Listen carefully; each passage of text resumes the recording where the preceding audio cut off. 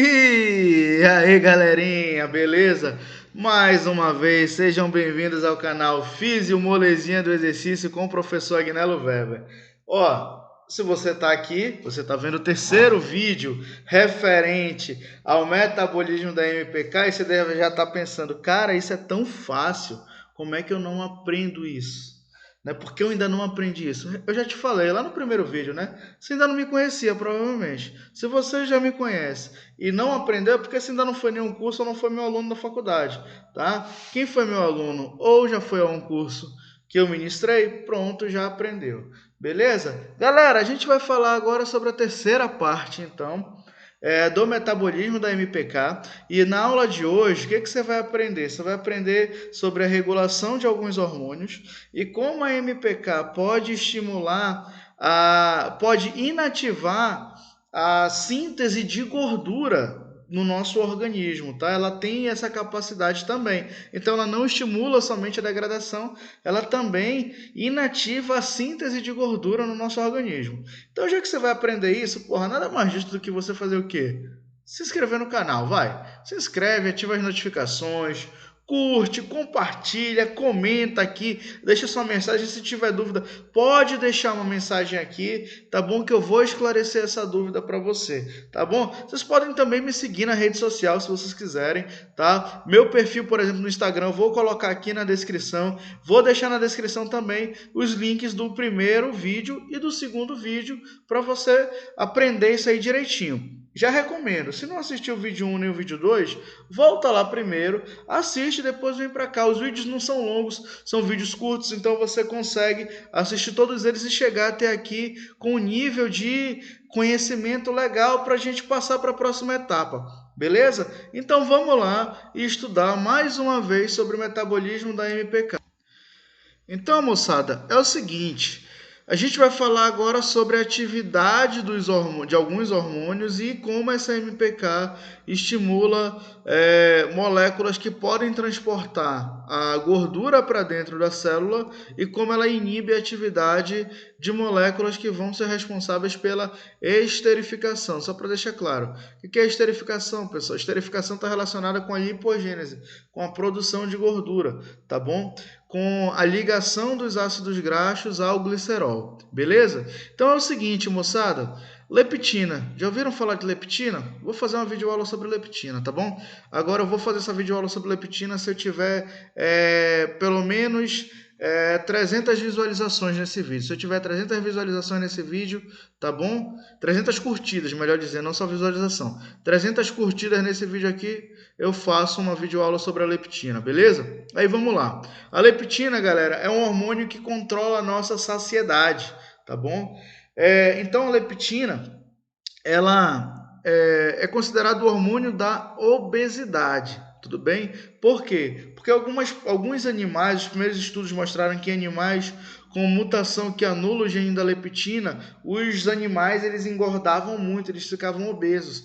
E aí quando dava-se a leptina para esses animais, eles emagreciam, tá bom? Quando injetava a leptina para esses animais, eles emagreciam. Só que em seres humanos a questão não é só essa não, tá bom? A obesidade no ser humano não está relacionada somente a um fator genético, tem muitas outras coisas. Mas a leptina é um regulador da saciedade.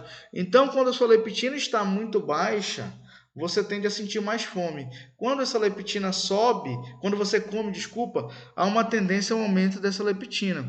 Tudo bem? E aí vejam bem, galera, quando você aumenta essa leptina, você também estimula a MPK.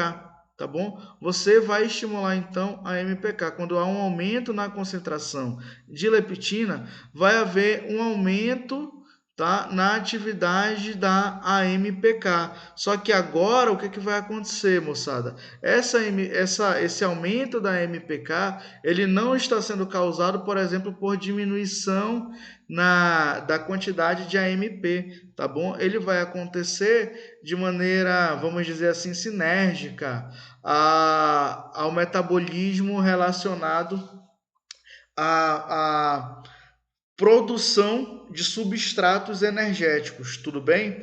Então, a leptina ela vai atuar na MPK e vai estimular então a produção de substratos energéticos. O que acontece é que muitas vezes para você produzir um substrato energético, para você, por exemplo, acumular glicogênio, acumular gordura, enfim, você gasta energia para unir essas moléculas, tudo bem? Então a leptina acaba por aumentar a MPK. Só que a gente tem que levar em consideração o seguinte: a leptina vai fazer isso, tá? Mas não significa dizer que você sempre tem que estar com leptina, por exemplo, baixa para você aumentar o seu metabolismo, tá bom? Acelerar o seu metabolismo. Não tem uma relação muito direta isso aí. Se vocês levarem em consideração, por exemplo, pessoas obesas têm uma leptina alta, tá? Só que a atividade dessa leptina é baixa,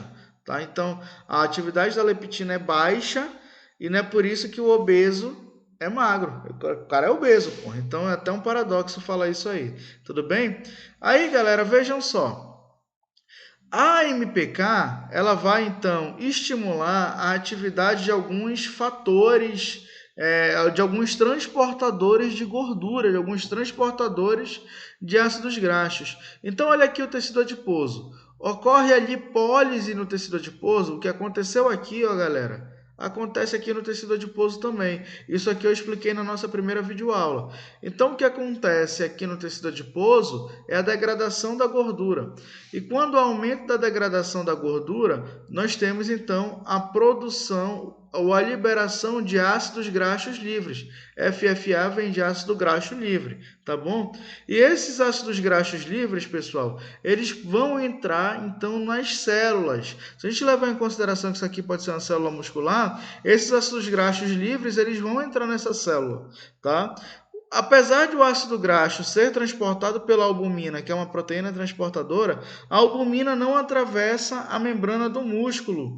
Então, o que vai acontecer? Esses ácidos graxos são deixados aqui na membrana e esses transportadores pegam esses ácidos graxos e jogam para dentro da célula. E vejam só que interessante, galera. A AMPK faz isso, estimula isso. Tá bom? A MPK vai estimular essa entrada de gordura aqui, tudo bem? E aí, quando eu falei há pouco, né, de estimular substrato, não é que a MPK vai fazer a gordura, não. Ela vai possibilitar essa entrada de gordura, tá bom? Ela vai possibilitar a entrada de glicose, por exemplo. E isso é favorecido no nosso organismo com o aumento da leptina. Então, só para deixar claro isso aí, a gente precisa contextualizar as coisas, tudo bem? A MPK, por exemplo, aumenta a captação de glicose e de gordura pelo músculo, o que é interessante, o que vai ser importante para a gente armazenar substrato para quando for se exercitar, tudo bem? Agora, vejam só, galera, a leptina, ela está aqui atuando de maneira inibitória. Ela está inibindo uma enzima, tá? Essa enzima aqui é chamada de glicerol fosfato aciltransferase. Então, essa glicerol fosfato aciltransferase, olha o nome dela, glicerol fosfato. Então, é um glicerol ligado a um fosfato. Aciltransferase. O que ela faz? Ela transfere acil, ela transfere gordura. Eu falei para vocês na aula passada que a lipólise, quando a gente tem a lipólise, quando ocorre a lipólise, a gente tem separação do glicerol e do ácido graxo, certo? Para onde o ácido graxo vai? Ele vai para dentro da mitocôndria. Esse ácido graxo, ele entra na mitocôndria a partir da atividade de uma enzima conhecida como carnitina, tá? Carnitina aciltransferase. Tá? Então, olha só, a carnitina aciltransferase está sendo representada por esse CPT aqui. Tá? A carnitina aciltransferase, e só para deixar claro, tá, galera? Só para a gente não atravessar aqui a história. O ácido graxo, ele primeiro é ativado, tá? Ele primeiro é ativado, tá? Depois que esse ácido graxo é ativado, tá? É que ele vai entrar aqui na na mitocôndria, tudo bem? Aí que ele vai entrar na mitocôndria por meio da atividade das carnitinas, tudo bem? Só para deixar claro, tá? Então, ele não entra de qualquer jeito, ele primeiro precisa ser ativado. Então, o ácido graxo, ele deixa de ser ácido graxo, tá bom? E ele passa a ser acil graxo, tá? Ele passa a ser acil graxo. O que a carnitina faz? Pega o ácido graxo e joga para dentro da mitocôndria. Só que aqui a gente tem, pessoal, a glicerol fosfato aciltransferase. O que ela vai fazer? Ela vai pegar o ácido graxo e no lugar de jogar o ácido graxo para dentro da mitocôndria, ela une o ácido graxo ao glicerol e reesterifica, então, essa molécula. Reesterificar significa produz de novo a gordura. A gordura que está sendo quebrada para ser metabolizada, para ser utilizada para produzir ATP, não vai mais ser. O que a MPK faz, então? Ah, é, bonitão? Eu estou aqui me matando de trabalhar para aumentar a produção de ATP, quebrando gordura, e tu vem aqui retardar meu trabalho? Não, ela dá logo um bloco. Ela inativa, então, esse glicerol fosfato aciltransferase. E aí, se bloquear essa molécula aqui, facilita a entrada de gordura, facilita a entrada de ácido graxo dentro da mitocôndria. Entrada dentro. Que ridículo. A entrada de ácido graxo na mitocôndria, tá bom? A entrada de ácido graxo na mitocôndria. Galera, dentro da mitocôndria, o que vai acontecer com o ácido graxo? Ele vai sofrer beta-oxidação. O que é essa beta-oxidação? Ele vai sendo quebrado. O ácido graxo é uma molécula... Tem vários carbonos. Eu vou usar um exemplo aqui de uma molécula com 16 carbonos. Uma molécula com 16 carbonos, um ácido graxo com 16 carbonos, vai ser utilizado para produzir 8 moléculas de acetilcoenzima A. Então, produz 8 moléculas de acetilcoenzima A. E essa molécula de acetilcoenzima A entra em um conjunto de reações conhecidas como ciclo de Krebs, tá? E depois o ciclo de Krebs termina de oxidar a gordura e os intermediários produzidos no ciclo de Krebs vão para a cadeia transportadora de elétrons e aí assim a gente tem produção de ATP. Então essa beta-oxidação representa a terminação da quebra da gordura ali. A oxidação então é quebra, está relacionada à extração de energia. Vai tirando essa energia da gordura e vai produzindo acetilcoenzima A. Tudo bem? Olha só, galera, outra coisa que a MPK faz. Vocês estão vendo que ela está inibindo essa molécula aqui que está simbolizada como ACC2. Vamos lá, galera, o que acontece? Quando você tem um aumento na concentração de um intermediário aqui dentro da mitocôndria, conhecido como citrato, você então... o seu organismo, então, tira o citrato de dentro da mitocôndria, esse citrato vai ser quebrado e a quebra desse citrato produz acetilcoenzima A. A acetilcoenzima A, você acabou de falar dela. Ela não é produzida a partir da quebra da gordura, ela é produzida a partir da quebra do ácido graxo, tá bom? Só que olha só, assim como o nosso organismo joga o ácido graxo para dentro, e esse ácido graxo é utilizado lá no ciclo de Krebs para metabolizar, para terminar de metabolizar a gordura, alguns intermediários podem sair e o primeiro intermediário que sai é o citrato. Então você tem uma saída desse citrato e esse citrato sofre reação enzimática e a gente tem então liberação de acetilcoenzima A aqui. Olha só a acetilcoenzima A pequenininha aqui, ó. Pequenininha. O que vai acontecer com essa acetilcoenzima A? A acetilcoenzima A é uma molécula com 2 carbonos, tá? A acetilcoenzima A, então, tem 2 carbonos. O que vai acontecer com ela? Ela vai sofrer a ação de uma enzima chamada acetilcoenzima A carboxilase. Acetilcoenzima A carboxilase. Olha o que ela faz, olha o nome dela, o nome já está dizendo o que ela faz. Ela carboxila a acetilcoenzima A. O que é carboxilar? Ela passa um átomo de carbono, tá, para a acetilcoenzima A. E a acetilcoenzima A, então estão vendo que está pequenininho, né? A acetilcoenzima A, olha a seta. Ela vai ser convertida em... Aí vocês estão vendo aqui um Mzinho pequeno e um CoA. Então, ela é convertida em malonilcoenzima A. Tudo bem? O excesso de acetilcoenzima A no sarcoplasma O excesso de acetilcoenzima A aqui, então, vai fazer com que a acetilcoenzima A carboxilase converta a essa acetilcoenzima A em malonilcoenzima A. Sim, falou e não disse nada. Qual a importância disso? É o seguinte, galera. O malonilcoenzima A inibe a atividade da carnitina. A carnitina que joga a gordura para dentro da mitocôndria, então, pode ser inibida pela malonilcoenzima A. Por isso é muito importante a atividade da MP. Por quê? Da MPK, desculpa. Por quê? Porque a MPK inibe a acetilcoenzima A carboxilase.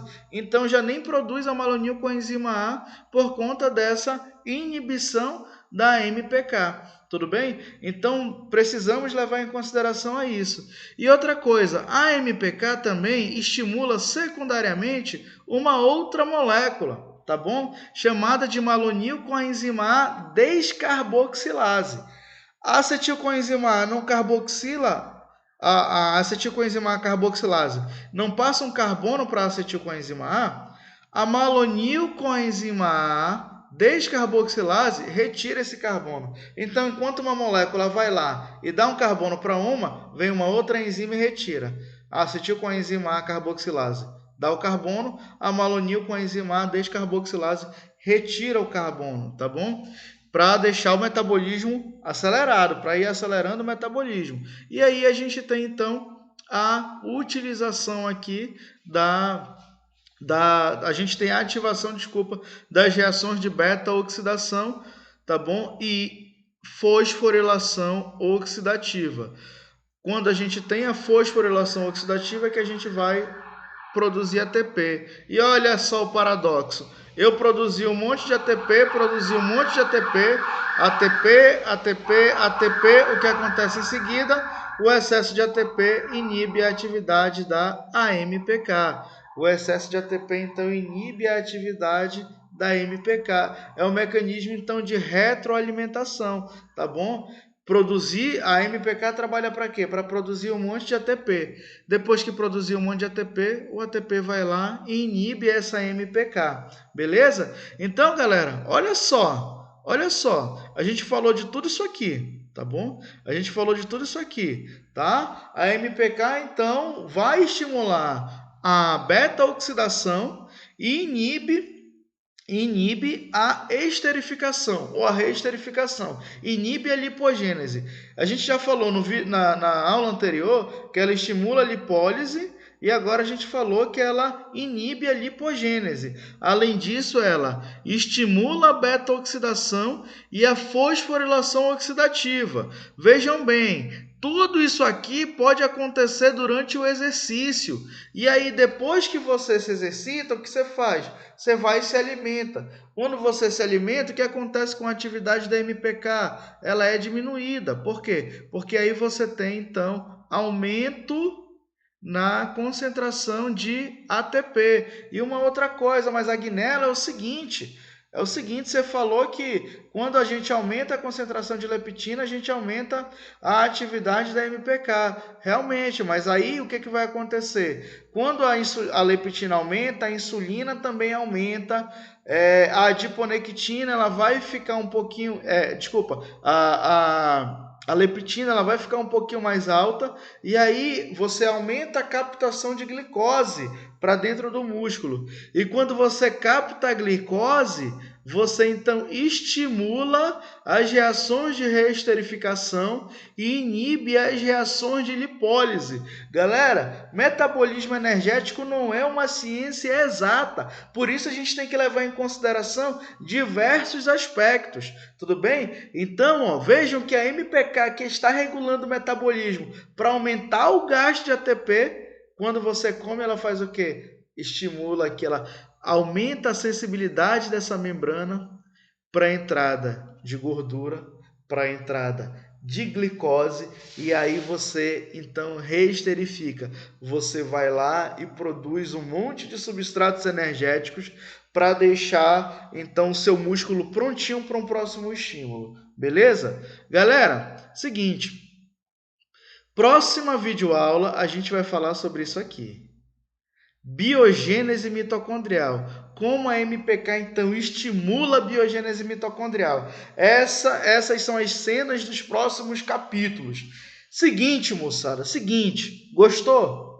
Curte, compartilha, comenta, se inscreve no canal, ativa as notificações, dá essa moral aí pro tiozão, tá? Vamos crescer juntos, galera. Vamos crescer juntos. Vocês estão vendo que isso aqui, apesar de ser complexo, não é tão difícil de entender, tá bom? Não é tão difícil de entender. Conforme a gente vai aumentando a nossa quantidade de informações, vai ficando mais fácil de compreender, porque você aumenta a quantidade de conexões neuronais.